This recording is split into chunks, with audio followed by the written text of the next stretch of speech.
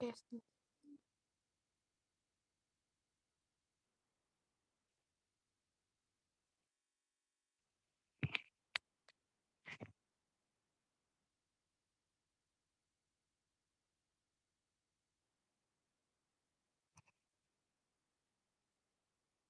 Ya udah, kita langsung aja ya ke materinya, biar gak lama-lama.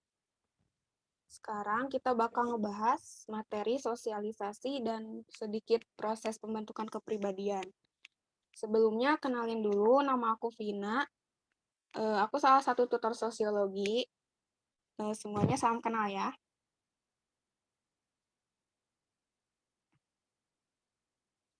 Nah, sekarang kita tuh bakal belajar pengertiannya. Terus, bentuk, tipe, sama pola sosialisasi. Ada agen sosialisasi. Terus teori, salah satu teorinya sama faktor pembentuk kepribadian.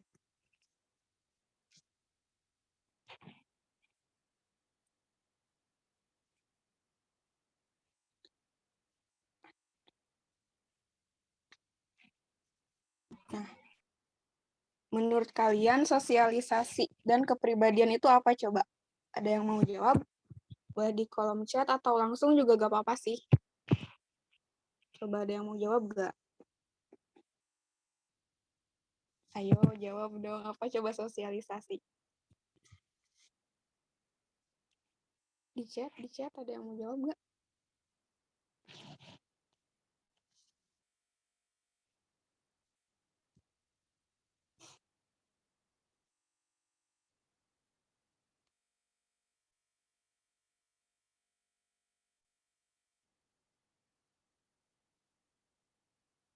Gak ada yang mau jawab nih. Sosialisasi, penanaman nilai, terus apa lagi?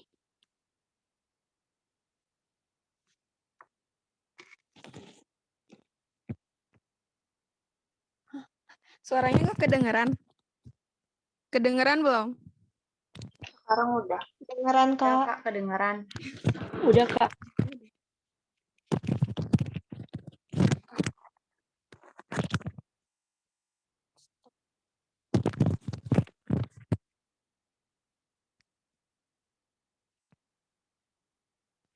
Proses belajarnya nilai, apalagi coba?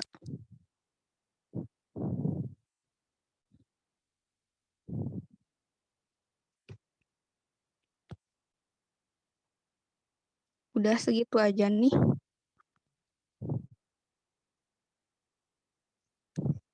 Oke, dari dua itu benar ya. Cuman kurang tepat. Nih, selanjutnya.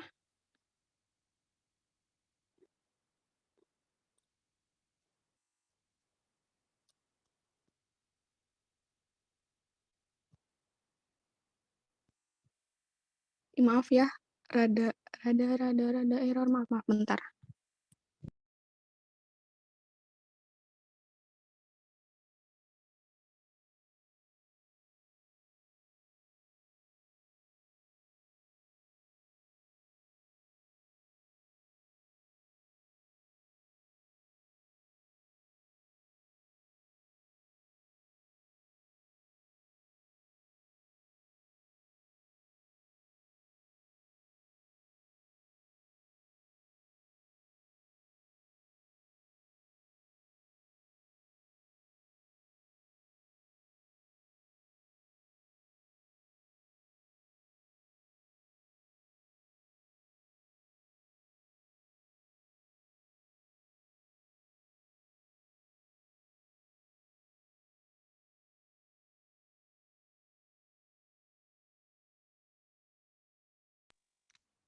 Oke, lanjut ya.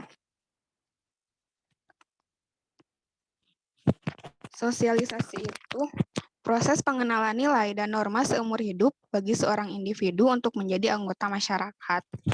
Tadi juga ada yang jawab ya. Sosialisasi itu cara kita beradaptasi untuk diterima masyarakat. Ya benar. Tentang nilai dan norma kalian udah belajar kan ya sama Kak Najwa kemarin hari Selasa ya? Ada yang udah belajar belum sama Kak Najwa? Ikutan nggak? Nggak Udah, ikut Kak. sekolah. Nggak Ikut, masuk Kak. ke waktu itu. Iya, Kak, udah. Iya, ya itu. Jadi, nilai dan norma dalam individu tentang pandangan baik dan buruk, sama aturan yang ada di masyarakat itu diperkenalkan kepada seorang individu supaya nantinya dia itu diterima di suatu masyarakat. Nah, kalau kepribadian itu perilaku yang ada di dalam individu sejak kecil dan berkembang ketika individu tersebut berinteraksi. Jadi intinya mah perilaku itu menetap konsisten. Jadi misalnya nih kalian kalau dari kecil orangnya tuh ramah, suka SKSD ya disebutnya. Nah, nyampe besar tuh kalian juga orangnya ramah ke siapa aja mau kenalan, senyum terus, kayak nyapa orang, siapa aja gitu. Nah, kalau kalian ngelakuin itu dari kecil dan berkembang sampai dewasa, menetap sampai kalian dewasa, itu yang dinamakan kepribadian. Jadi intinya itu, kepribadian itu perilaku yang menetap dan konsisten dan berlangsung lama. Paham nggak? Paham, Kak. Paham, Kak. Oh iya, Paham, Kak. mau bilang dulu ya. Jadi aku bakal review dulu materinya, nanti kita masuk ke soal terus apa ya? Bolak-balik gitu apa sih ngasih materinya, bolak-balik ngasih pemahamannya gitu. Selanjutnya ada yang dinamakan bentuk sosialisasi. Bentuk sosialisasi itu ada dua. Yang pertama sosialisasi primer, yang kedua sosialisasi sekunder. Sosialisasi primer itu adalah sosialisasi yang pertama kali didapatkan dan dipelajari oleh seorang individu. Didapatkannya itu melalui keluarga. Kenapa individu mendapatkan sosialisasi pertama kali di keluarga? Karena keluarga hubungannya paling dekat dan intim, terus bertemu setiap hari, dan proses sosialisasi itu pertama kali karena dari lahir di sana. Iya benar. Jadi kalau misalnya proses sosialisasi primer itu benar-benar yang ngebentuk pribadi gitu. Jadi gimana pribadi itu berperilaku, asalnya itu dari sosialisasi primer yang diajarkan oleh keluarga. Selanjutnya ada yang namanya sosialisasi sekunder. Nah, sosialisasi sekunder itu adalah lanjutan dari yang namanya sosialisasi primer, di mana seorang individu diperkenalkan ke lingkungan yang lebih luas di lingkungan keluarganya.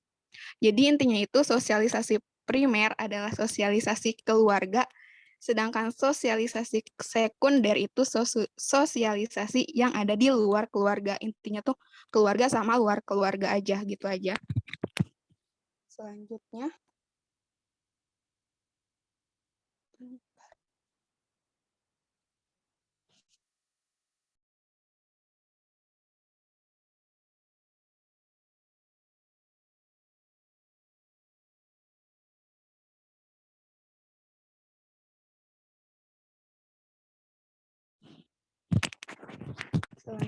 ada tipe sosialisasi. Tipe sosialisasi itu ada dua juga, yang namanya ada sosialisasi formal sama yang namanya informal. Kalau sosialisasi formal itu terjadi melalui lembaga-lembaga yang berwenang, pokoknya yang memiliki peraturan yang ketat yang harus diikuti oleh orang yang berada di sana. Contohnya itu sekolah, pemerintahan, atau di perusahaan juga termasuk sosialisasi formal. Nah, selanjutnya ada sosialisasi informal. Sosialisasi yang terjadi di masyarakat melalui pergaulan yang bersifat kekeluargaan, serta memiliki kepentingan dan pengalaman yang sama. Contohnya teman sama keluarga. Jadi kalau di sosialisasi formal itu ya tambahannya si peraturannya itu berbentuk tertulis gitu, berbentuk tertulis dan harus diikuti. Sedangkan di informal itu nggak tertulis, kalau ada aturan tuh nggak tertulis. Contohnya gimana ya nih, teman. Misalnya teman, kalian tuh mau main nih, aturannya harus pakai baju warna putih dong. Nah, itu adalah aturannya, cuman nggak tertulis gitu. Jadi nggak formal banget kalau kalian nggak mau pakai juga nggak apa-apa sih, cuman ya jadi aturannya tuh nggak tertulis, tapi diomongin aja gitu. Ayo dong pakai ini gitu, bareng-bareng. Selanjutnya ada pola sosialisasi. Nah, pola sosialisasi yang pertama ada bentuknya tuh represif. Represif itu menekankan pada yang namanya hukuman. Jadi pengajarannya itu aturannya tuh ketat, memberikan hukuman. Pola sosialisasi ini juga bersifat satu arah sehingga memberi kesan otoriter. Contohnya strict parent deh. Pokoknya kalau kalian di sini ada yang orang tuanya strict parents, nah itu tuh namanya pola sosialisasi yang dinamakan represif. Lalu ada yang namanya pola sosialisasi partisipatoris. Sosialisasi yang pengajarannya dilakukan melalui diskusi-diskusi bersama. Pola sosialisasi ini bersifat dua arah, sehingga pemecahan masalahnya berupa penjelasan dari sudut pandang masing-masing. Nah, jadi partisipatoris ini lebih kebalikannya dari represif, jadi lebih diskusi gitu kalian sama orang tua tuh diskusi. Contohnya nih, kalian kan mau UTBK, mau lanjutin kuliah, milih jurusan. Nah, milih jurusannya itu kalian bilang dulu nih, Ma atau Pa, aku tuh mau ke jurusan ini. Terus orang tua kalian tuh responnya, oh gimana misalnya, prospek kerjanya apa. Jadi kalian tuh ngobrol-ngobrol gitu buat tentuin gimana hasilnya. Selanjutnya ada agen-agen sosialisasi. Jadi sebenarnya siapa sih yang yang ngasih pemberian nilai dan norma ke kalian itu, ke manusia itu dalam melakukan sosialisasi. Nah, itu tuh disebut dengan yang namanya agen sosialisasi, medianya, media yang memberikan nilai dan norma itu, pemahaman nilai dan norma itu. Nah, aku punya akronimnya nih, disebut kebersamaan. Nah, apa sih kebersamaan itu? Yang pertama ada keluarga. Keluarga sebagai agen sosialisasi yang sangat penting. Sosialisasi primer pertama kali terjadi itu tuh punya peran yang sangat penting bagi diri kita sebagai manusia gitu. Jadi media keluarga yang memberikan nilai, misalnya nilai toleransi, nilai kebersamaan, atau kalian tuh harus jadi orang yang baik. Nah, itu tuh keluarga tuh yang bisa menjadi agen pertama dan paling penting di kehidupan kita. Selanjutnya ada kelompok bermain. Nah, selain keluarga, kelompok bermain kalian punya teman nih di lingkungan rumah atau punya teman sekolah di sekolah nih. Kalian kan suka ini nih, solidaritasnya dong, mana solidaritasnya, kan suka gitu ya kalau di kelompok bermain, kalau kelompok sekolah. Nah, itu tuh di kelompok bermain juga ngasih nilai norma solidaritas, kerjasama, saling membantu. Jadi kelompok bermain juga bisa jadi media buat kita bersosialisasi. Nah, selanjutnya ada yang namanya sekolah. Sekolah juga bisa disebut dengan agen sosialisasi karena kan sekolah tuh lingkungan keluarga kedua, orang tua kita di sekolah itu kan guru. Nah, sekolah juga memberikan penilaian-penilaian, pembelajaran melalui belajar misalnya PKN nih, atau ekstrakurikuler deh. Ekstrakurikuler di sekolah tuh ngasih pemahaman nilai dan norma buat kita bersosialisasi.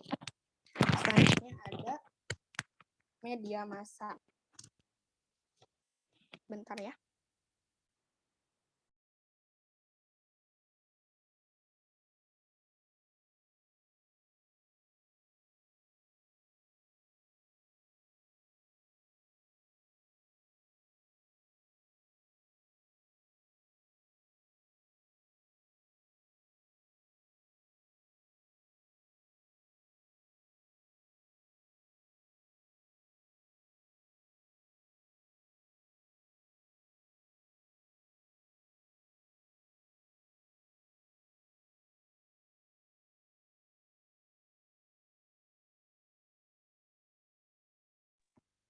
Maaf ya. Selanjutnya ada yang namanya media massa. Media massa kan sekarang apalagi ya di zaman sekarang, di zaman digital, pokoknya orang pasti pakai yang namanya media sosial. Nah, media massa kayak artikel, media sosial, info-info yang kita dapat dari media massa itu juga bisa memberikan pembelajaran dan pemahaman supaya kita bersosialisasi. Nah, tujuan dari media massa itu sebenarnya buat ngasih lanjutan nilai-nilai budaya, jadi buat memperkenalkan budaya, budaya apa ya, budaya dari suatu negara misalnya, diperkenalkan melalui apa? Melalui media massa. Contohnya kan sekarang banyak nih budaya-budaya Hallyu, K-pop. Nah, kan apa coba medianya, agen sosialisasinya? Kan media massa ya, dari YouTube, dari IG, pokoknya jadi media sosialisasi yang menggunakan media massa itu tujuannya untuk memperkenalkan nilai budaya suatu masyarakat kepada yang lainnya. Selanjutnya ada lingkungan kerja. Nah, lingkungan kerja juga bisa disebut sebagai agen sosialisasi. Contohnya gini, kalau misalnya kalian udah kerja nih ya, masuk ke sebuah perusahaan. Nah, kalian tuh kan juga harus tahu ya lingkungannya, peraturan-peraturannya. Nah, orang yang memberitahu peraturan itu juga apa ya? Orang yang memberikan peraturan itu tuh sedang melakukan sosialisasi kepada kalian. Jadi medianya itu, jadi itu tuh bisa disebut sebagai agen sosialisasi. Sekarang ada yang namanya tahap-tahap sosialisasi. Tahap sosialisasi ini berdasarkan teori oleh George Herbert Mead, disebut dengan teori role taking, yaitu individu yang baru lahir masih belum mempunyai gambaran tentang apa yang akan dilakukannya. Jadi dia itu kalau misalnya berapa ya, melakukan sesuatu itu melihat dulu orangnya, jadi mengambil peran gitu, mengambil peran orang yang ada di sekitarnya. Nah, yang pertama itu ada tahap persiapan atau yang disebut dengan preparatory stage. Dimulai ketika seseorang dilahirkan sebagai proses awal dalam mempersiapkan diri untuk mengenal dunia sosialnya. Nah, dalam tahap ini tuh dari umur 0 sampai 3 tahun gitu. Jadi si bayi itu paling cuman ngikutin mimik orang yang ada di sekitarnya. Contohnya gini nih, kan kalau misalnya ada adik bayi nih kan suka suka ngomong, mama dong, terus dianya ngikutin kan, mama gitu. Nah, itu tuh namanya dia itu lagi ada di tahap persiapan atau preparatory stage. Jadi dia tuh mengikuti orang yang dilihatnya, melihat yang dilihatnya. Selanjutnya ada yang namanya tahap meniru. Tahap meniru itu ditandai dengan semakin sempurnanya seseorang dalam meniru dan memainkan peran-peran orang di sekitarnya. Nah, jadi lanjutan dari tahap persiapan tadi, kan kalau misalnya kecil cuman paling bisa ngikutin mimik wajah ya, terus belum sempurna gitu. Jadi penyebutannya juga atau perilakunya juga tuh belum sempurna. Nah, dalam tahap meniru ini, seseorang tuh udah meniru dengan baik orang-orang yang ada di sekitarnya. Contohnya, apa ya? Contohnya nih, dia tuh ngelihat ibunya adalah seorang dokter misalnya, terus dia tuh main dokter-dokteran. Atau ngelihat ibunya lagi masak, dia juga ikutan main masak-masakan. Jadi dia tuh meniru orang-orang yang ada di sekitarnya.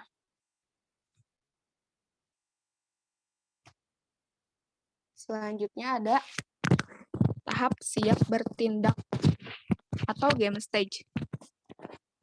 Nah, dalam tahap game stage ini, peniruannya mulai berkurang karena seseorang sudah mulai memainkan peran secara langsung dengan penuh kesadaran. Contohnya, kalau seseorang nih udah masuk sekolah, kan dia udah tahu ya perannya. Kalau di sekolah dia sebagai murid, kalau di rumah dia sebagai anak. Jadi dia tuh udah tahu, udah bisa ngebedain dia di mana harus sebagai apa.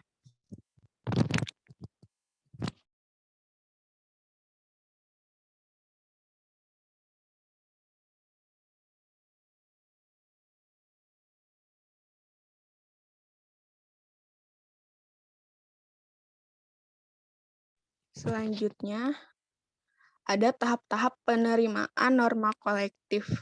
Nah, dalam tahap ini seseorang tuh udah dianggap dewasa, sehingga mampu menyesuaikan serta menempatkan diri dengan baik di lingkungan masyarakatnya.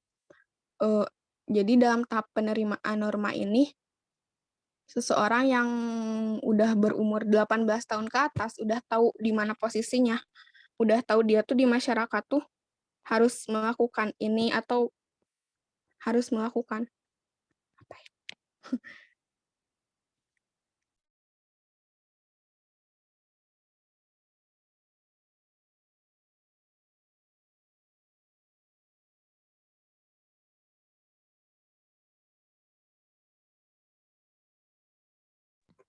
Jadi peran-perannya itu udah kompleks gitu di masyarakat.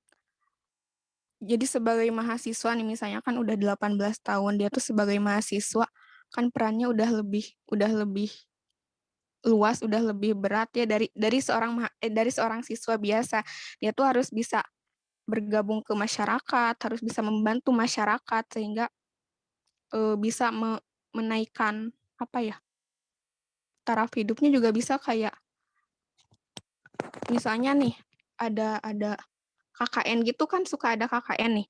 Nah, dia tuh sedang melakukan perannya sebagai mahasiswa yang ada tugasnya gitu. Selanjutnya ada faktor pembentuk kepribadian. Yang pertama ada faktor biologis. Faktor biologis itu diturunkan dari orang tua, dari keluarga. Misalnya nih kalian punya sifat yang pemalu.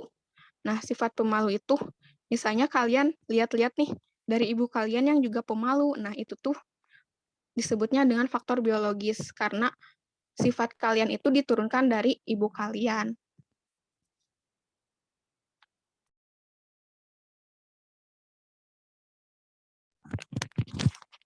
Yang kedua ada yang namanya faktor geografis. Faktor geografis itu letak wilayah atau fisik. Misalnya kalian nih yang ada di wilayah, contohnya apa ya? Ini suku Medan, orang-orang Medan nih, orang-orang Medan kan biasanya ngomong keras-keras kan ya. Kenapa dia ngomong kayak gitu? Karena jadi si letak rumahnya itu berjauhan. Nah, sehingga ngomongnya itu pada keras-keras. Jadi faktor biologis yang letak rumah mereka berjauhan itu bisa membentuk kepribadian mereka. Selanjutnya ada yang namanya faktor kebudayaan khusus. Nah, kalau kebudayaan khusus itu hampir sama kayak geografis, jadi bukan memiliki kesamaan, tapi berhubungan gitu. Jadi kalau di faktor geografis adalah letak rumahnya gitu. Kalau di kebudayaan misalnya orang-orang Medan kan ngomongnya maaf, ngomongnya keras-keras. Sedangkan misalnya kalau orang-orang Jawa tuh ngomongnya pada lembut-lembut gitu. Suku Jawa, suku Medan, suku Sunda itu tuh beda-beda karena kebudayaannya yang mempengaruhi faktor kepribadian mereka. Selanjutnya ada faktor pengalaman kelompok. Nah, faktor pengalaman kelompok itu saat kalian sedang bersama kelompok nih, misalnya kalian lagi curhat-curhat sama kelompok pertemanan kalian. Nah, curhat gitu, terus ada yang bilang, dia tuh putus sama pacarnya karena posesif nih. Terus kalian mikir, oh berarti kalau berhubungan sama orang tuh jangan posesif dong. Nah, kalau misalnya kepribadian itu berpengaruh sama cara kalian bersikap dan itu konsisten, itu tuh bisa jadi si faktor pengalaman kelompok itu bisa membentuk kepribadian kalian juga. Selanjutnya ada faktor pengalaman unik. Kalau faktor pengalaman kelompok itu saat kalian bersama kelompok, sedangkan faktor pengalaman unik itu saat kalian merasakannya, mengalaminya sendiri. Jadi misalnya kalian tuh lagi curhat sama seseorang nih. Terus kalian tahu dia itu ngomongin kalian di belakang. Nah, jadi dari sana tuh kalian orangnya tertutup nih, nggak mau curhat lagi, nggak mau percaya lagi. Nah, jadi pengalaman kalian itu membuat kepribadian kalian tertutup karena kalian mengalami itu sebelumnya. Nah, udah masuk soal, ada yang mau ditanyain dulu gak?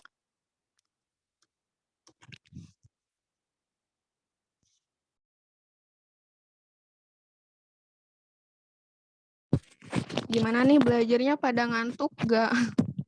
Atau Enggak. penyampaiannya nih misalnya? Jelas, Kak. Atau kalian mau minum dulu, boleh kok.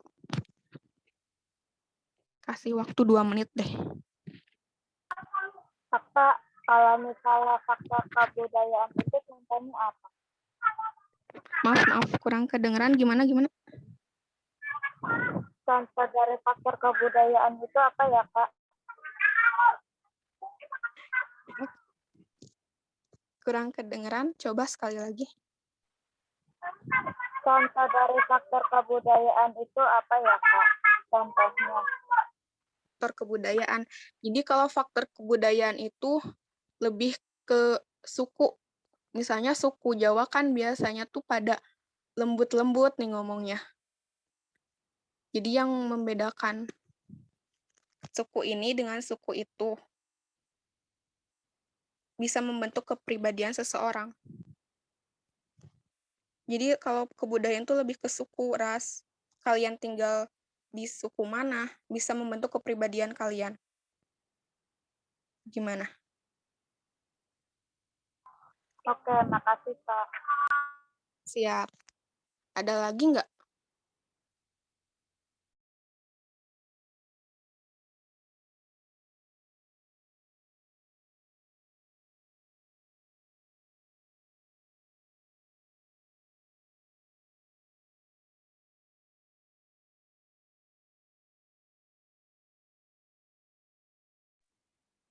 Boleh langsung dicoba diisi.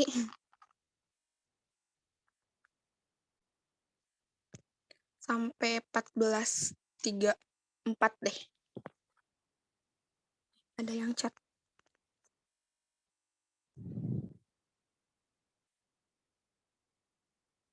Oh, Kak, maaf jangan cepet-cepet ngejelasinnya. Ih, maaf ya.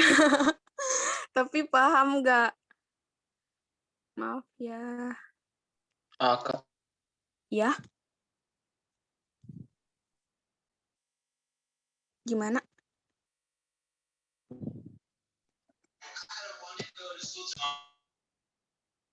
Belum kedengeran suaranya?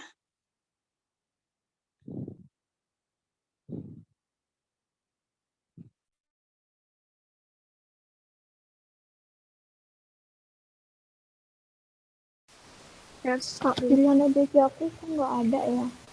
ya gimana?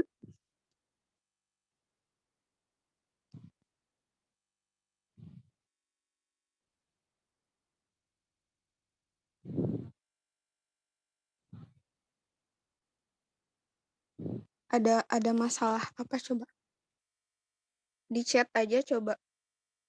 Nggak kedengeran? Tadi bilangnya A, Kak. Ani bilang A. Maaf, nggak kedengeran. Kurang jelas. Tadi hanya bilang A, Kak. Oh, Jelas, Kak? ya, udah.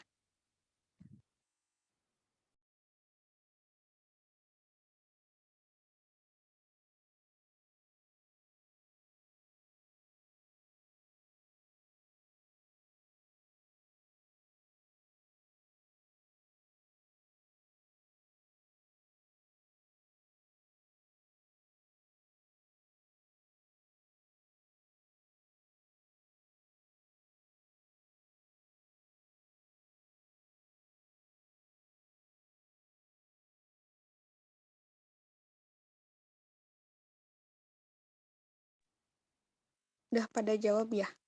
Jawabannya pada A. Bener. Udah pinter ya kalian.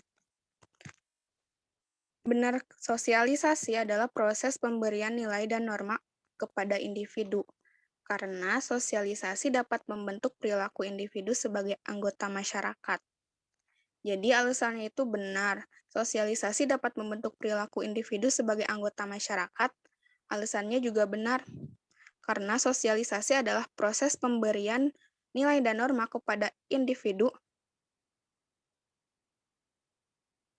Bentar ya. Karena sosialisasi adalah proses pemberian nilai dan norma kepada individu. Keduanya juga berhubungan.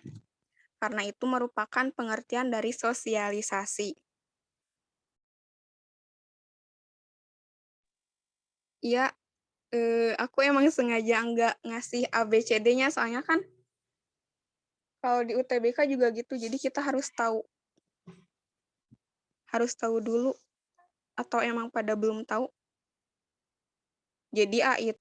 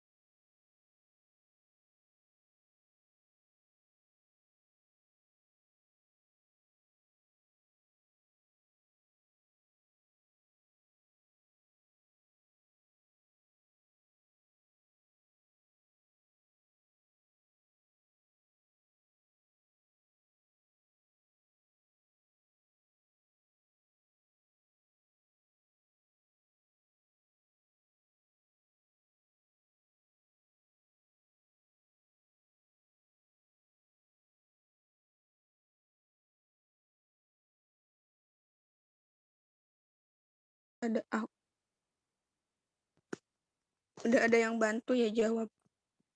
Benar kalau A itu jika pernyataannya benar, alasannya benar, terus keduanya itu menunjukkan hubungan sebab akibat. Terus yang B itu jika pernyataannya benar, alasannya benar, keduanya tidak menunjukkan hubungan sebab akibat. Nah, yang C itu pernyataannya benar dan alasannya salah. Kalau yang D pernyataannya yang salah, sedangkan alasannya yang benar. Kalau pernyataan A itu jika pernyataan dan alasan keduanya tuh salah. Jadi cara jawab atau cara bacanya tuh gini nih. Sosialisasi adalah proses pemberian nilai dan norma kepada individu. Karena sosialisasi dapat membentuk perilaku individu sebagai anggota masyarakat. Nah, kalau misalnya jadi dari bawah dulu terus karena yang di atas baca gitu. Kalau misalnya emang berhubungan, berarti jawabannya yang A. Kalau keduanya benar terus berhubungan, jadi jawabannya itu yang A. Pernyataan benar, alasan benar, keduanya menunjukkan hubungan sebab akibat. Terus tadi ada yang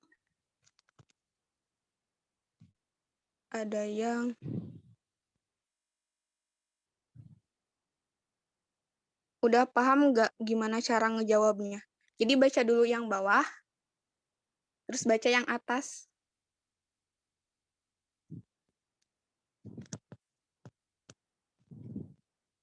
Terus ada yang jawab B benar tapi enggak berhubungan. Ini tuh berhubungan karena sosialisasi itu merupakan pemberian nilai dan norma sehingga dapat membentuk perilaku individu sebagai anggota masyarakat. Jadi keduanya itu merupakan pengertian dari sosialisasi. Paham nggak? Atau ada yang kurang nggak penjelasannya? Coba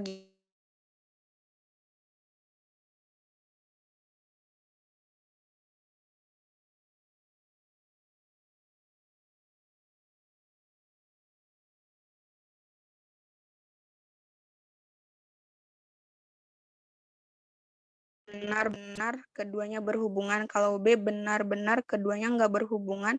Kalau C benar salah. Kalau D salah benar. Kalau E salah-salah. Udah ngerti belum kalau misalnya jawab soal yang kayak gini? Gimana? Ngerti, Kak. Oke, siap. Nah, lanjut ke soal nomor 2.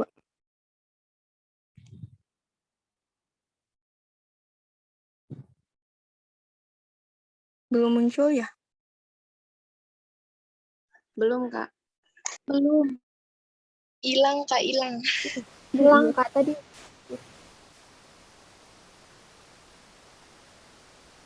Bentar ya, maaf ya.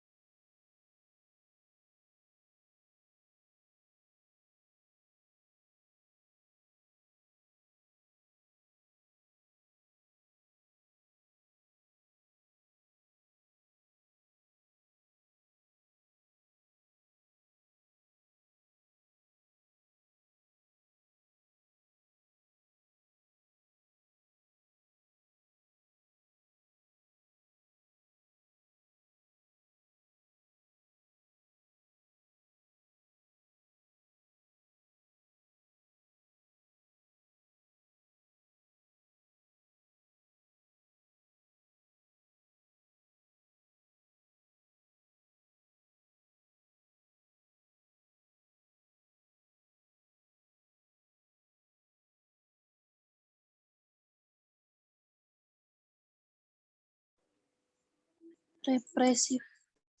C, Kak, represif. Represif, Kak.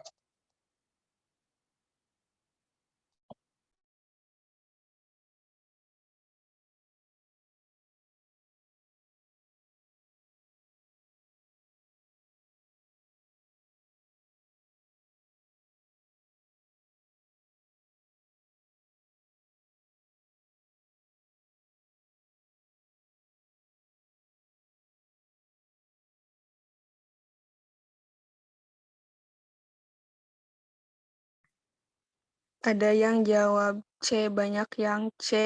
Terus ada yang jawab B juga. Ada yang jawab F. Nggak ada kalau F. Ayo, apalagi C, represif katanya. Soalnya pada gampang ya. Udah nih, udah. Udah. Oke, lanjut ya. Jadi, Najaimin adalah seorang siswa SMA kelas 12 yang sebentar lagi akan lulus dan melanjutkan kuliah. Dalam memilih jurusan di perkuliahan, ia diberi saran oleh orang tuanya untuk masuk ke fakultas kedokteran. Meskipun Jaimin tidak menginginkannya, ia akhirnya memilih jurusan tersebut supaya orang tuanya tidak memutuskan fasilitas untuk dirinya. Pertanyaannya, sosialisasi yang didapat oleh Najaimin pada kasus tersebut adalah A. Primer, B. Partisipatoris, C. Represif, D. Sekunder, atau E. Formal. Jawabannya itu benar, yang benar. Jawabannya itu represif. Kenapa coba represif? Ada yang mau jawab enggak? Karena represif itu lebih berfokus pada keinginan orang tua, terus sosialisasinya berpusat pada orang tua. Ya, benar. Ada yang mau nambahin?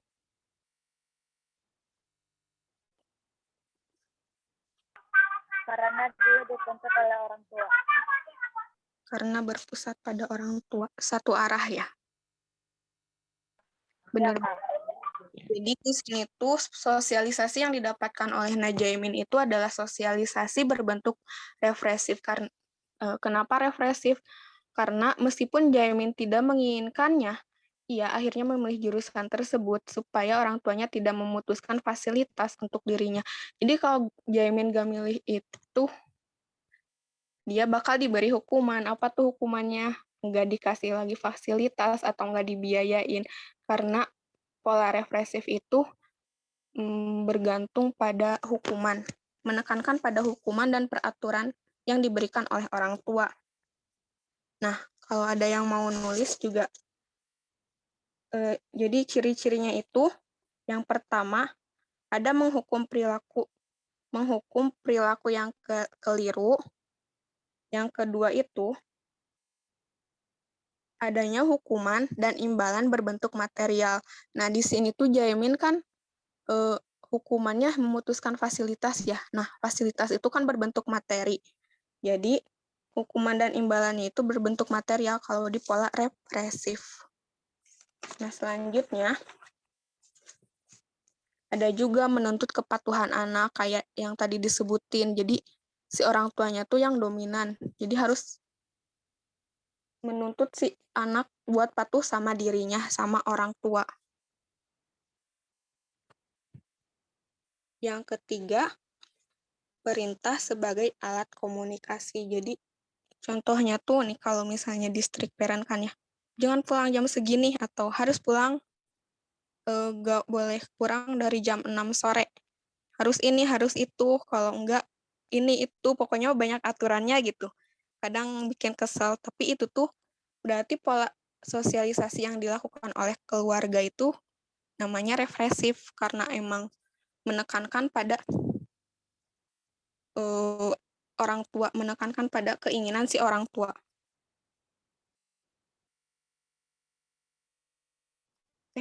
Lanjut aja ya.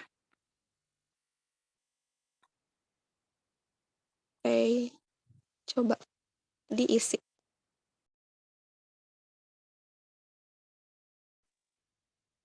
Pernyataannya, kepribadian anak cenderung mirip dengan kepribadian orang tua. Sebab pengalaman unik merupakan salah satu faktor pembentuk kepribadian. Nah, emang nggak ada ABC-nya. Coba diingat-ingat, emang kayak gitu. Jadi A itu pernyataan pernyataan benar, alasan benar, keduanya berhubungan. Kalau yang B benar-benar tidak berhubungan. Kalau yang C benar salah. Kalau yang D salah benar. Kalau yang E salah-salah. Mana B? Iya, jadi emang sengaja gak dikasih ABC-nya, jadi supaya kalian tuh kegambar sendiri gitu. B, Kak. B, C, A, B. Nah, ini beragam.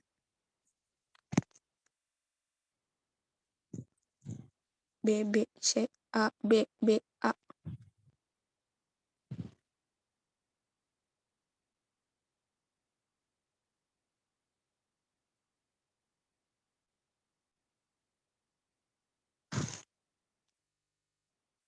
Ditunggu sampai 14.50 ya.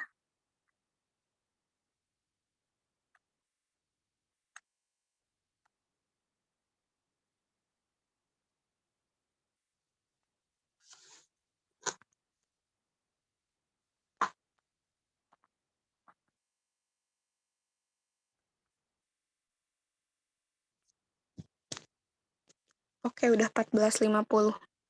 Coba yang jawabnya A. Ada yang jawab A ya? Kasih alasannya dong kenapa jawab A. Soalnya kan pengalaman unik kan pengalaman pribadi kan dia di keluarga juga, dari orang tua juga, di pengalaman dia sendiri gitu kan. Iya, terus? Jadi jawabannya yang A. Oke. Iya. Yang lain coba yang jawab B. Yang jawab B gimana?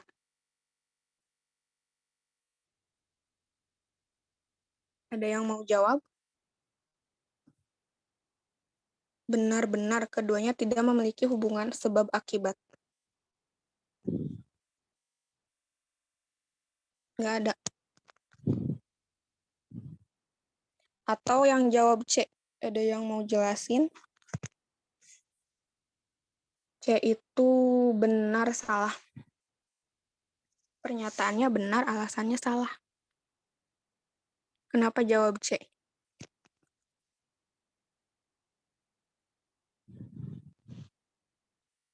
Oke, nggak ada yang mau jawab. Oke, langsung jelasin aja ya. Kita baca lagi. Kepribadian anak cenderung mirip dengan kepribadian orang tua. Sebab pengalaman unik merupakan salah satu faktor pembentuk kepribadian. atau kita baca dari bawah. Pengalaman unik merupakan salah satu faktor pembentuk kepribadian karena kepribadian anak cenderung mirip dengan kepribadian orang tua. Jawabannya yang mana, yo? Jawabannya yang benar adalah jawaban yang B. Kenapa yang B? Kita jawab satu-satu. Kepribadian anak cenderung mirip dengan kepribadian orang tua. Pernyataannya ini benar. Karena faktor pembentuknya itu berarti faktor dari biologis. Jadi pernyataannya benar. Kalau yang B, pengalaman unik merupakan salah satu faktor pembentuk kepribadian itu ya. Itu juga benar. Jadi pengalaman unik juga salah satu faktor pembentuk kepribadian. Jadi alasan sama pernyataan keduanya benar. Nah, sekarang mereka berhubungan nggak sih? Apakah pengalaman unik juga membentuk kepribadian anak jadi mirip kayak kepribadian orang tuanya? Jawabannya itu nggak saling berhubungan. Karena kalau pengalaman unik itu jadi pengalaman dia merasakan hal tersebut. Kalau misalnya yang pernyataannya ini tuh jadi faktor biologis, sedangkan yang bawah adalah faktor pengalaman unik. Apakah itu berhubungan? Jadi yang atas adalah faktor biologis, sedangkan yang bawah adalah faktor pengalaman unik. Jadi apakah keduanya itu berhubungan? Enggak kan, enggak berhubungan. Enggak, Kak, enggak berhubungan. Biologis itu beda dari faktor pengalaman unik. Soalnya di sini kata kuncinya kepribadian anak cenderung mirip dengan kepribadian orang tua. Berarti ini tuh faktor biologis. Sedangkan yang bawah udah disebutin faktor pengalaman unik. Jadi meskipun keduanya benar, tapi keduanya nggak menunjukkan hubungan sebab akibat. Coba dibaca dari bawah. Pengalaman unik merupakan salah satu faktor pembentuk kepribadian karena kepribadian anak cenderung mirip dengan kepribadian orang tua. Kayak nggak enak gitu kan bacanya, nggak nyambung. Nyambung nggak coba? Kalau kalian baca nyambung nggak?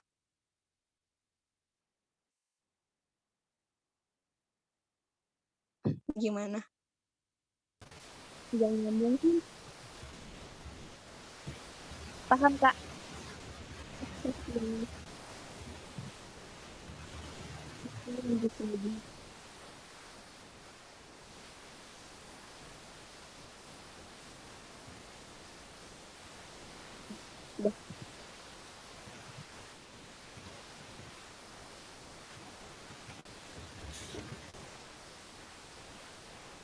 Mas tadi di unmute ya.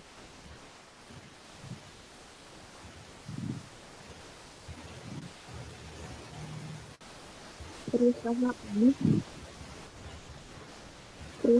merupakan salah satu contoh kelompok sosial informal dalam kehidupan masyarakat yang terorganisir. Sebab kelompok formal mempunyai peraturan tegas dan sengaja diciptakan oleh anggota-anggotanya untuk mengatur antar sesama.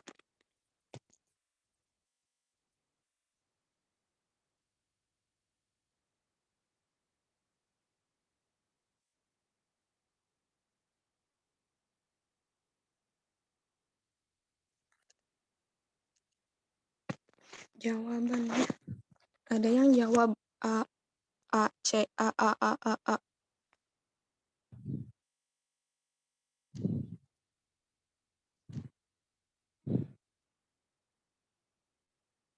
D.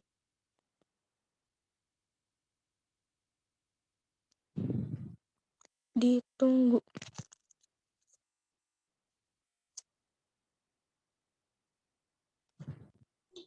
A, Kak. Oke. A. D, C. Banyak ya, beragam.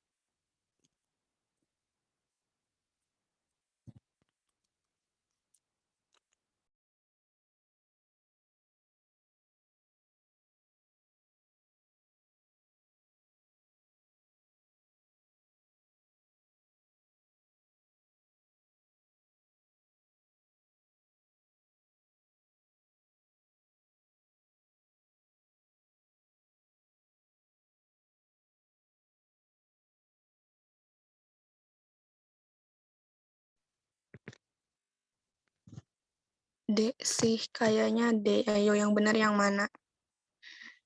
Udah belum? Ditunggu bentar lagi ya. Kelompok formal, kelompok informal.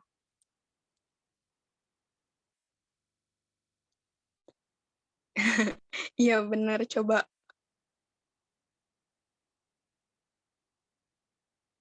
Iya, jawab. Bacanya yang pelan-pelan. Jangan terkecoh.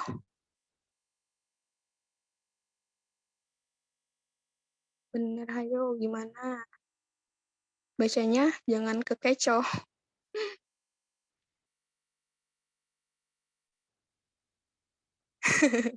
Tuh kan, ayo fokus, fokus, fokus.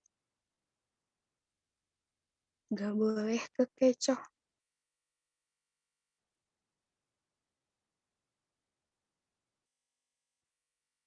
B, B, A, B, beragam. Ini mah beragam semua.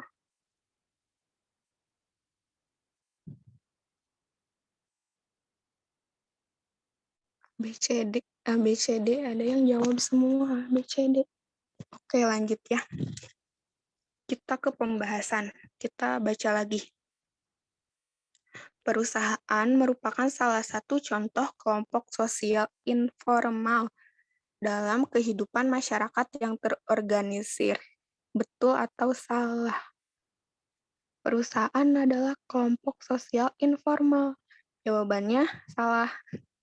Karena perusahaan itu salah satu kelompok sosial formal. Tadi juga udah dijelaskan kan ya, kalau misalnya kelompok formal itu aturannya tertulis, terus ketat sama pemerintahan.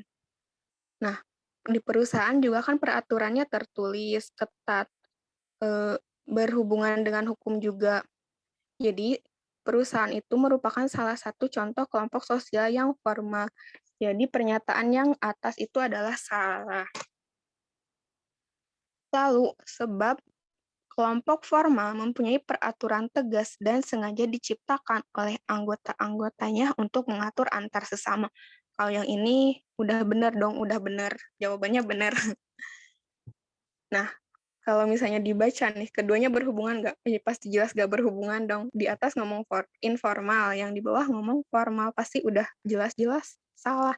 Jadi, opsi A sama B pasti salah. Kita keluarkan. Lalu opsi C benar salah. Yang atasnya tadi salah. Berarti jawabannya itu yang D.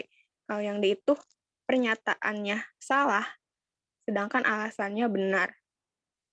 Kita baca lagi, kelompok formal mempunyai peraturan tegas dan sengaja diciptakan oleh anggota-anggotanya untuk mengatur antar sesama. Karena perusahaan merupakan salah satu contoh kelompok sosial informal dalam kehidupan masyarakat yang terorganisir. Jadi, salah. Keduanya nggak berhubungan. Atasnya salah, bawahnya benar. Jadi, jawabannya adalah yang D. Nah, tadi banyak jawab yang A ya. Pada kekecoh kan. Jadi harus fokus. Jadi kalau misalnya ngerjain soal-soal UTBK tuh emang gitu. Jadi harus fokus, benar-benar tahu kata kuncinya deh. Jadi harus tahu kata kuncinya yang mana. Pokoknya kalau udah tahu kata kuncinya sih, gampang lah.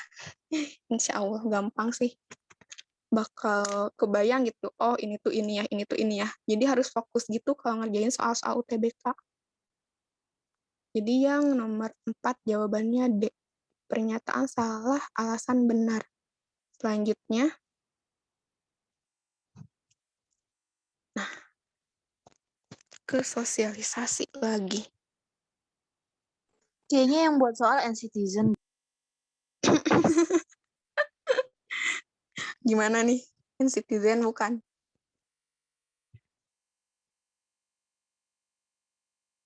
Jisung mengajak teman-temannya untuk bermain balap-balapan. Ajakan Jisung tersebut dikarenakan ia melihat seorang pembalap di televisi. Menurut teori George Herbert Mead, tindakan yang dilakukan oleh Jisung merupakan salah satu tahap seseorang dalam bersosialisasi.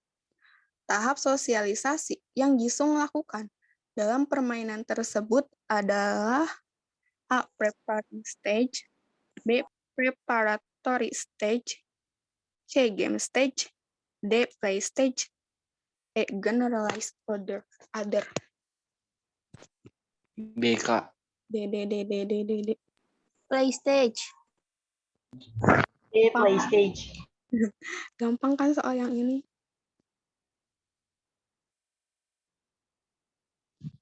Gampang banget. Nggak bisa bikin soal yang sulit.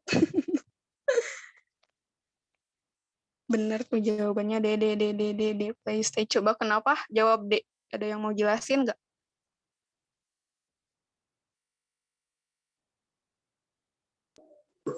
Soalnya tahap meniru atau play stage itu semakin sempurnanya seseorang dalam meniru. Kan tahap selanjut sebelum yang dilahirkan gitu loh. Iya. Benar-benar. Ada lagi yang mau jawab?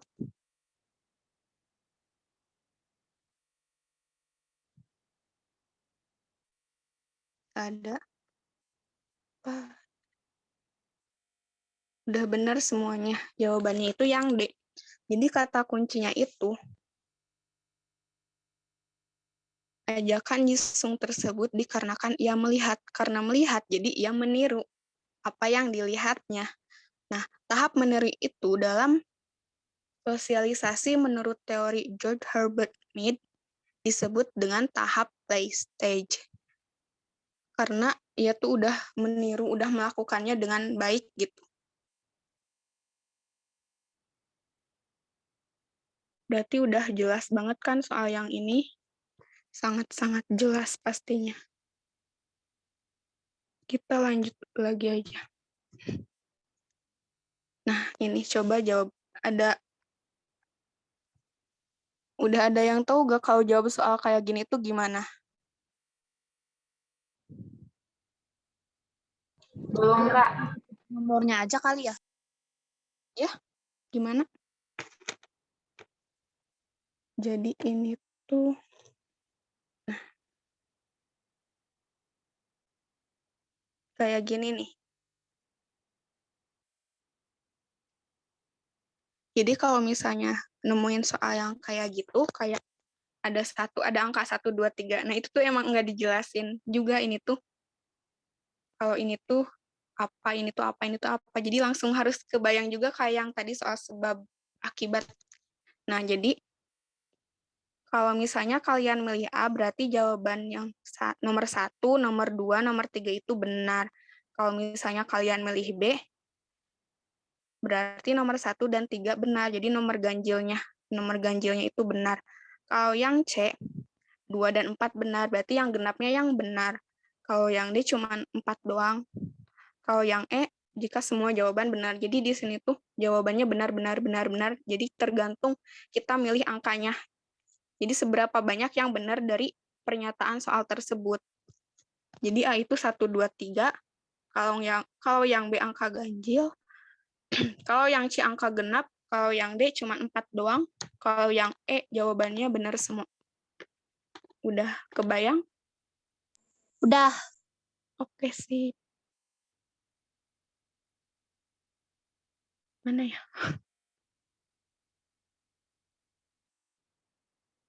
Enggak, bukan ini.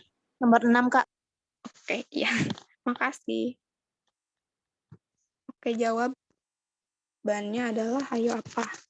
Berikut merupakan ciri-ciri dari pola sosialisasi partisipatoris. Yang pertama, menghukum perilaku yang keliru. Yang kedua, perintah sebagai alat komunikasi. Yang ketiga, bentuk komunikasi nonverbal. Yang keempat, bentuk komunikasi verbal. Tadi udah dijelasin.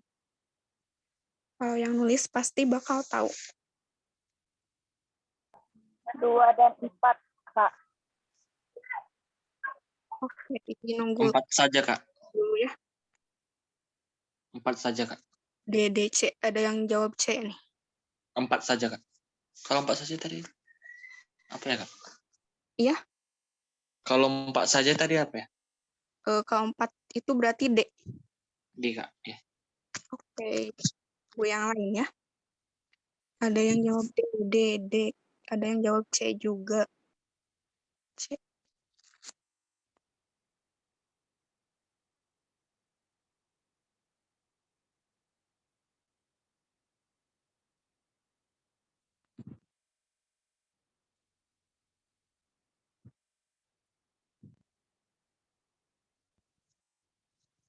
Udah nggak ada yang jawab lagi ya.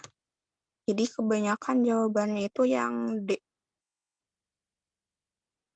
Ya, benar. Jawabannya itu yang D, cuman nomor 4 aja yang benar. Karena kalau nomor 1, 2, 3 itu merupakan ciri dari pola sosialisasi represif.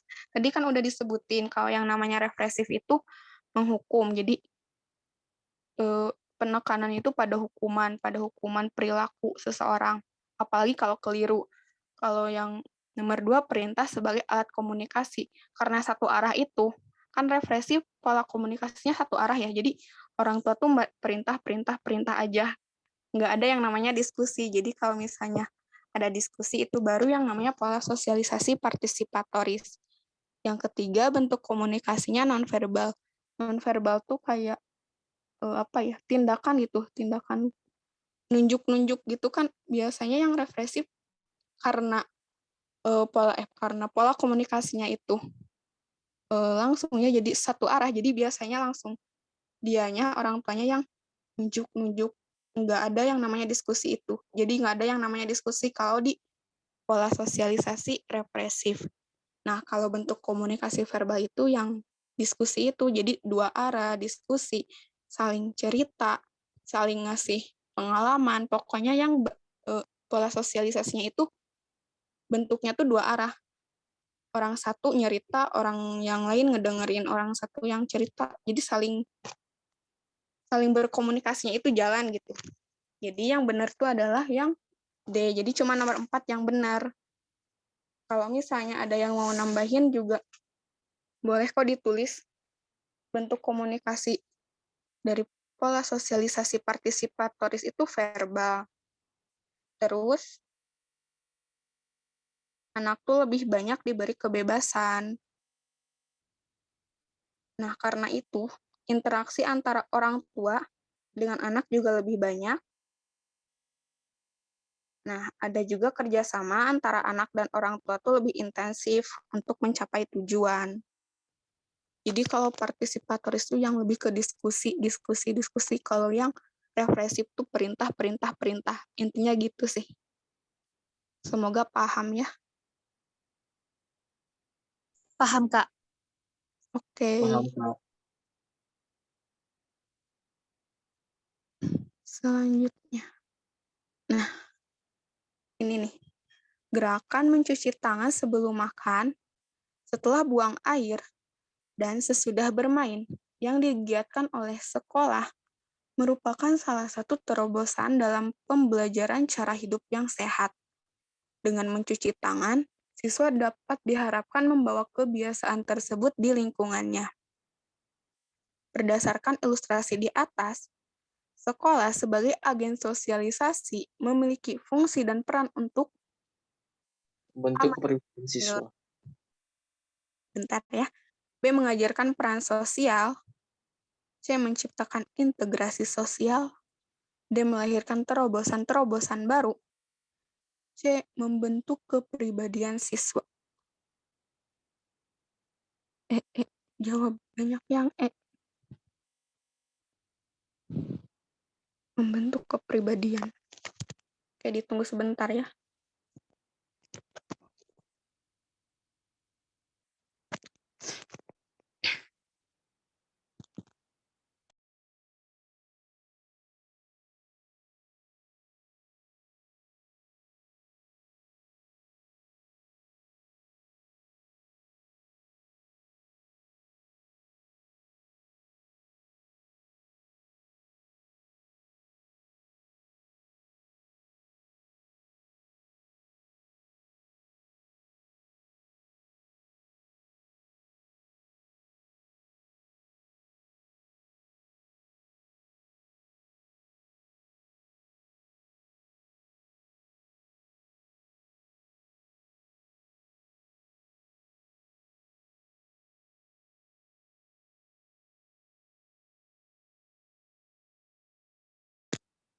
Oke, udah semua kayaknya ya. Jawabannya kan kebanyakan. Coba ada yang mau jelasin nggak kenapa milih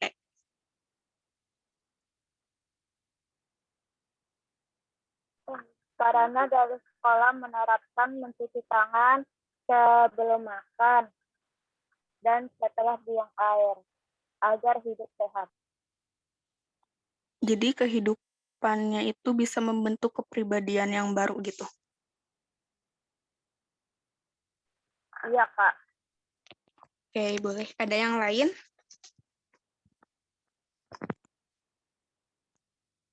Coba ada yang lain nggak?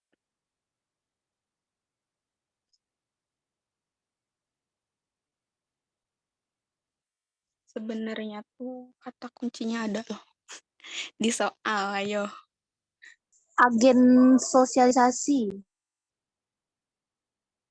Ya, gimana? Agen sosialisasi apa? Yang tadi kakak sebut kan ada keluarga, kelompok bermain, sekolah. Jadi langsung aku simpulkan gitu jawabannya.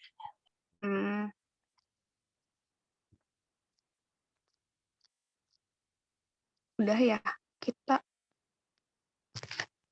lanjut ke pembahasan ya. Jadi sebenarnya yang menanamkan nilai, mengajarkan peran sosial, menciptakan integrasi sosial, melahirkan terobosan-terobosan baru, membentuk kepribadian siswa itu merupakan fungsi dan peran sekolah sebagai agen sosialisasi. Nah, tapi berdasarkan ilustrasi yang di atas, sekolah tuh memiliki fungsi dan peran yang kayak gimana sih? Nah, kalau yang menanamkan nilai itu contohnya dari pembelajaran. Kalian harus, misalnya di sekolah, nilai-nilai jangan nyontek kayak gitu. Dari pembelajaran PKN, dari pembelajaran kewarganegaraan. Nah, itu tuh fungsi sekolah untuk menanamkan nilai kepada kalian.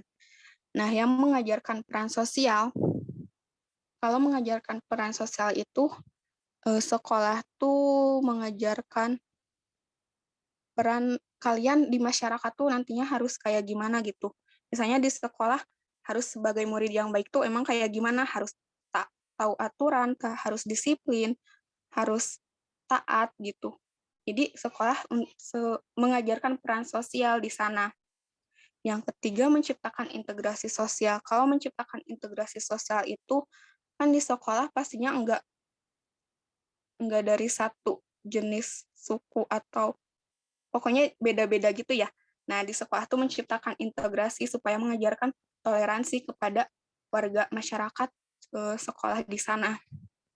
Nah, yang D itu melahirkan terobosan-terobosan baru. Terobosan-terobosan baru tuh kayak yang ini contohnya. Jadi jawabannya itu yang D. Jadi gerakan mencuci tangan setelah buang air, sesudah bermain, digiatkan oleh sekolah, merupakan salah satu terobosan. Jadi kata kuncinya tuh ada di sini, merupakan terobosan dalam pembelajaran cara hidup yang sehat. Jadi sekolah itu mengajarkan pembelajaran yang baru yang enggak kalian dapetin dari keluarga, misalnya dari kelompok bermain. Jadi si sekolah itu kayak membuat acara deh, kayak membuat acara atau kegiatan-kegiatan supaya kalian dapat pembelajaran yang baru dengan wadah sekolah itu. Coba gimana? Kebayang nggak? Jadi sekolah itu membuat kegiatan, membuat acara, membuat terobosan, membuat melakukan kegiatan gitu. Jadi memberi wadah bagi kalian untuk belajar cara yang lain yang nggak kalian dapetin deh dari selain sekolah. Jadi jawabannya itu yang sebenarnya tuh di sini tuh D, ada kata kuncinya juga, terobosan baru. Merupakan salah satu terobosan dalam pembelajaran cara hidup yang sehat. Jadi detailnya itu di sini tuh melahirkan terobosan baru. Jadi melahirkan terobosan. Jadi sekolah di sini tuh memiliki fungsi dan peran sebagai terobosan, sebagai wadah untuk kegiatan-kegiatan sehingga membentuk kepribadian kalian yang lebih baik lagi. Kebayang nggak coba? Jadi detailnya itu di situ detailnya lebih ke detail. Soalnya semuanya juga benar, jadi semuanya itu fungsi dan peran sekolah sebagai agen sosialisasi. Yang menanamkan nilai, mengajarkan peran, semuanya itu sebenarnya adalah fungsi dan peran sekolah untuk sebagai agen sosialisasi. Gimana? Kebayang nggak coba? Jadi kalau misalnya baca soal UTBK tuh lebih ke detail, harus detail, harus ke gambar, harus berpatokan itu. Jadi ada kata kuncinya, ada kata kunci dari si pernyataan untuk menjawab soal dengan tepat gitu. Jadi untuk soal nomor 7 itu jawabannya adalah yang D. Kenapa yang D? Karena semuanya juga merupakan peran dan fungsi agen sosialisasi.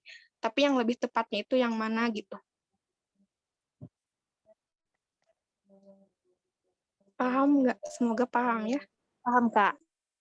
Oke. Kita lanjut lagi ya.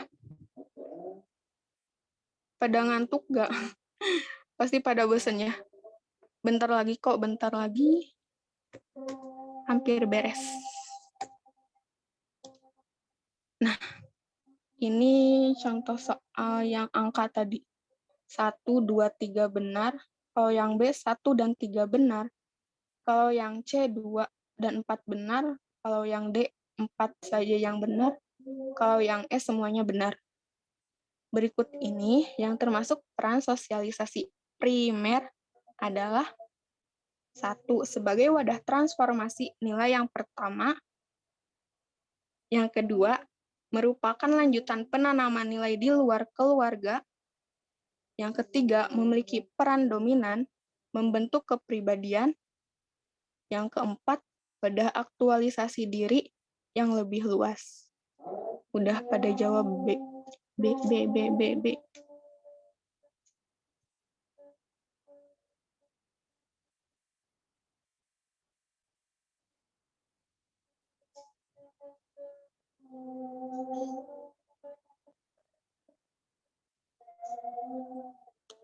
B, B, B, B.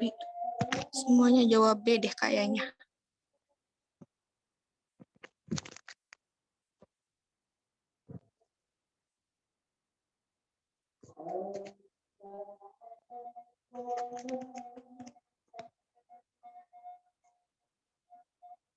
Gampang kan soal yang ini? Gampang, Kak.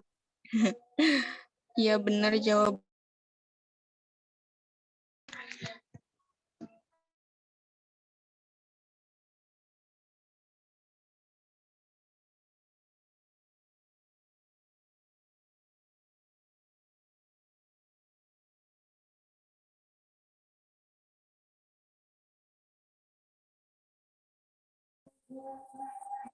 Maaf ya.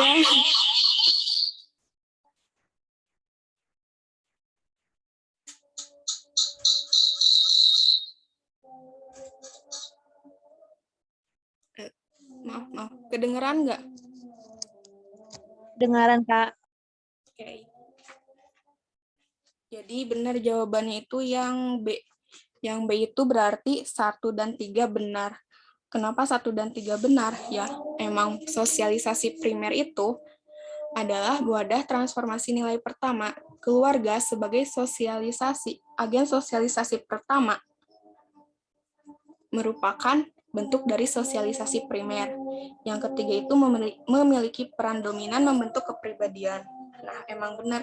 Jadi keluarga itu, lingkungan keluarga itu akan membentuk kepribadian seseorang, memiliki peran yang sangat dominan, yang sangat mempengaruhi. Jadi sebenarnya tuh kayak gini, kepribadian kita itu dipengaruhi oleh faktor biologis dan dikembangkan oleh faktor lingkungan. Jadi kata kunci untuk membentuk faktor kepribadian dalam diri kita adalah dipengaruhi oleh faktor biologis dan dikembangkan oleh faktor lingkungan. Jadi keduanya itu memang saling berpengaruh, tapi yang sangat-sangat paling berpengaruh itu adalah faktor yang ada di keluarga. Karena ya emang benar, karena sebagai wadah transformasi nilai pertama yang diberikan kepada kita sebagai makhluk sosial. Oke, yang selanjutnya. Udah beres kok, nyampe 9. Soal terakhir. Bentar. Agak ngelag ya.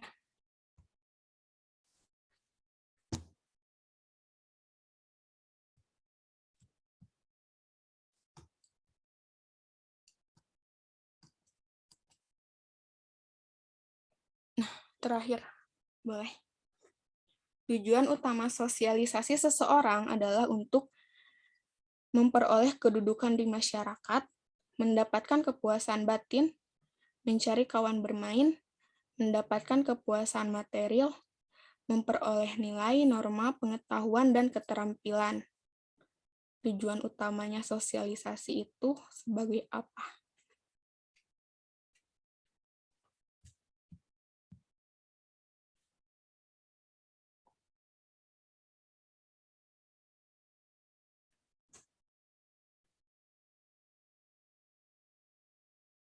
Kayaknya kali ya, coba yang pasti, jangan ragu-ragu.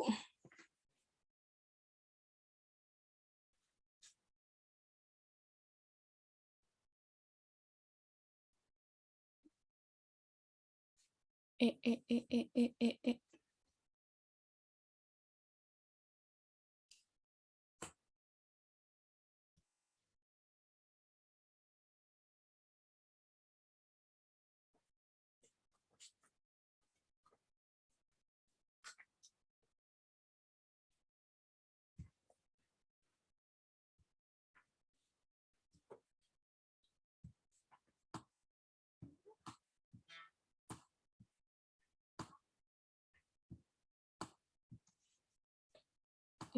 Pada jawab yang E ya.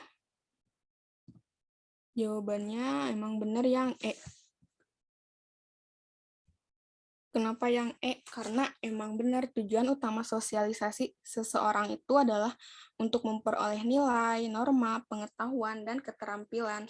Karena dalam memperoleh itu semua, seseorang bisa terjun dan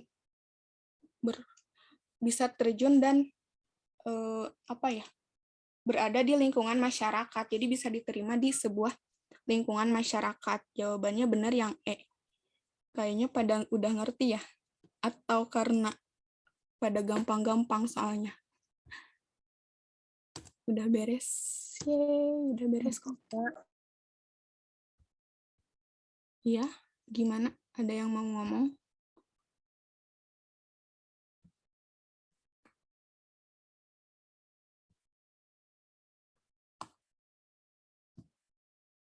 Aku mau lihat tahap sosialisasinya. Yang mana ya?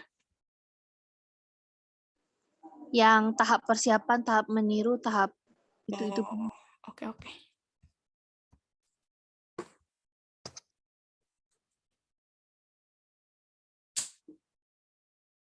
Bentar ya.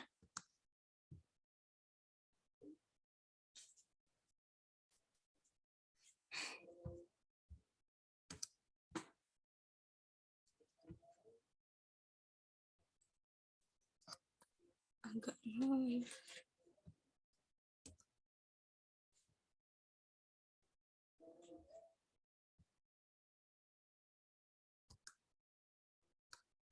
Bentar ya.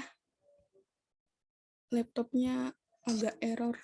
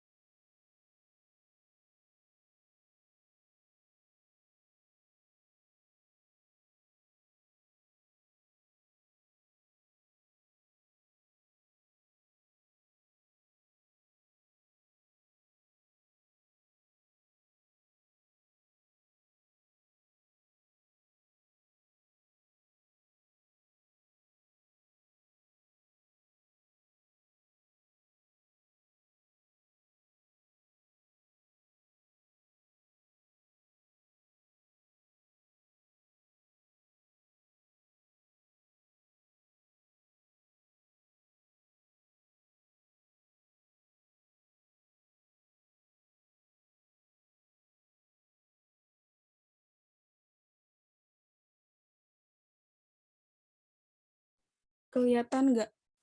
Udah share screen lagi ya?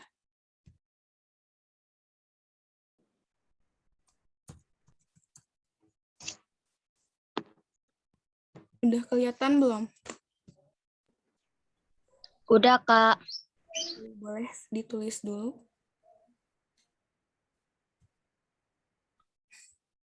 Oh, gini lagi.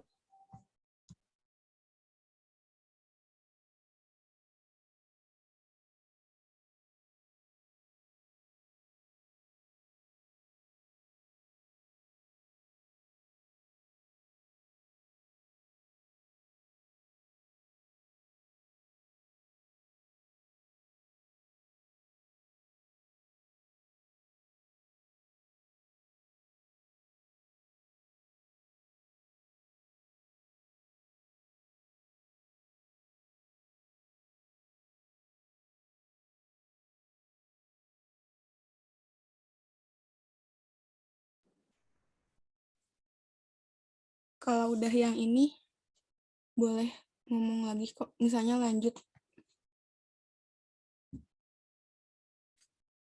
Soalnya kita udah beres nih, udah jam 3:30 juga waktunya kita beres-beres. Waktunya kita selesai belajar sosialisasi ini.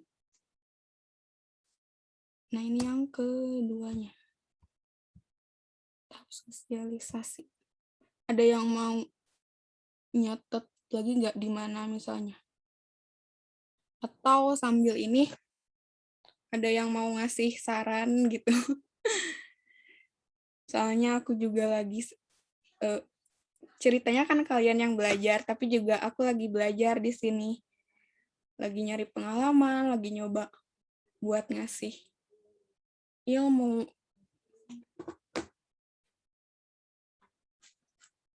Gimana nih? Kayaknya udah pada bosan ya? Nggak seru ya? Seru kok.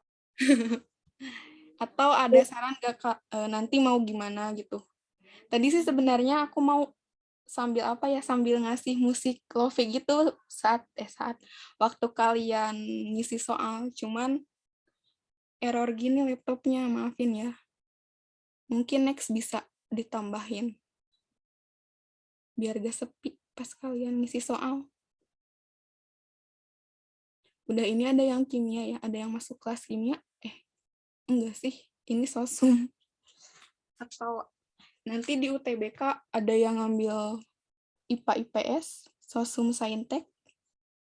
Sosum doang, Kak. Ada yang mau curhat gak cerita nih, UTBK nanti mau ambil jurusan apa, terus udah kebayang belum misalnya kuliah itu gimana, atau UTBK-nya juga nanti gimana sih UTBK itu. Kalau menurut aku sih ya, ngerjain soal UTBK itu harus tahu kata kunci sih, jadi harus beneran fokus gitu. Udah kekecoh dikit tuh udah, ya udah salah, wassalam. Jadi beneran harus tahu kata kunci, asal tahu satu aja. Jadi di soal tuh pasti ada satu kata kunci kalau menurut aku ya. Jadi kalau aku baca-baca soal UTBK tuh pasti nyari kata kuncinya dulu. Ini tuh lagi ngomongin apa. Atau misalnya di soal itu ada kata ini. Nah, di jawabannya itu juga pasti ada kata itu sih, kayak yang tadi yang terobosan. Jadi harus tahu detail-detailnya. Kayak beneran harus belajar gitu. Harus belajar menguasai banyak tipe-tipe soal.